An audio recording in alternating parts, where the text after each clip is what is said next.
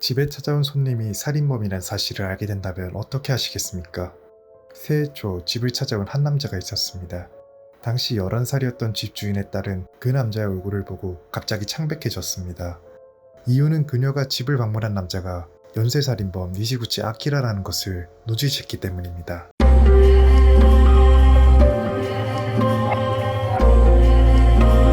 1963년 10월 18일 후쿠오카현, 당시 37세였던 니시구치 아키라는 한 산길에서 첫 살인을 저질렀습니다.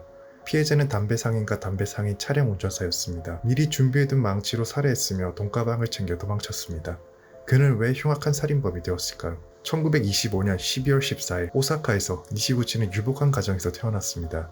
부모 모두 독실한 가톨릭 신자였으며 이를 보며 자란 니시구치 아키라는 신부가 되기 위해 공부했습니다. 중학생이 되어 가톨릭 학교로 진학하게 되었는데 엄격한 교육과 지켜야 하는 규칙이 많았습니다. 자유분방하게 자란 니시구치 아키라에게는 너무나도 엄격한 생활이었습니다. 결국 중학교 3학년 때 학교를 자퇴하게 됩니다. 어릴 적 꿈을 포기하게 되자 탈선하기 시작하여 절도와 사기죄로 소년원과 감옥에서 복역했습니다. 20살이 된 니시구치 아키라는 옥중에 후쿠오카현 출신 여성과 결혼하게 되어 4명의 아이의 아버지가 되었습니다. 그러나 곧 바로 불륜을 하게 되고 불륜 상대에게 돈을 빌리게 되었습니다. 그 돈을 갚기 위해 결국 2명을 살해하게 되었습니다. 그러나 목격자가 있었으며 증언을 토대로 니시구치가 용의선상에 올랐으며 지명수배가 되자마자 니시구치는 도주했습니다. 1963년 10월 24일 첫 번째 살인으로부터 6일 후 경찰은 세토오지해를 오가는 연락선에서 옷 그리고 신발 유서를 발견했습니다. 하지만 경찰은 바다에서 그의 시신을 찾지 못해 위장자살로 결론 내리고 수사를 재개했습니다. 이후 니시구치는 11월에 시즈오카의 여관에서 두 번째 강도 살인을 저질렀으며 도쿄, 치바, 홋카이도 등에서 강도 살인을 하며 도망쳤습니다. 그러던 니시구치 아키라가 다음 범죄 타겟으로 승려 후루카와 타이류를 타겟으로 삼았습니다.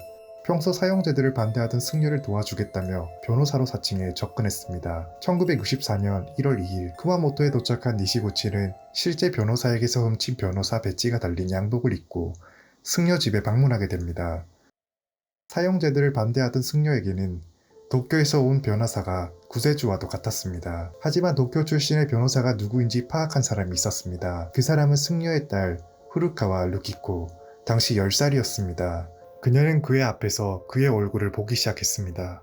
그리고는 집에서 뛰쳐나와 수배범들의 전단지를 보러 갔습니다. 그녀는 변호사와 닮은 남자의 사진과 그의 남자의 이름을 보았습니다. 그 순간 그 변호사가 연쇄살인범을 깨닫게 됩니다. 집에 돌아온 루키코는 비밀리에 아버지에게 이러한 사실을 털어놓았습니다.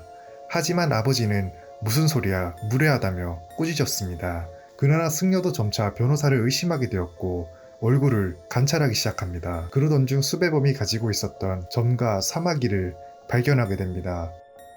승려는 변호사가 연쇄살인범 니시구치임을 알아차리게 되어 니시구치를 잡기 위해 자신의 집에 하룻밤 머물게 했습니다. 그리고 마침내 그가 잠든 틈을 타 경찰에게 신고하여 연쇄살인범 니시구치 아키라는 새벽 4시경 마침내 체포됩니다.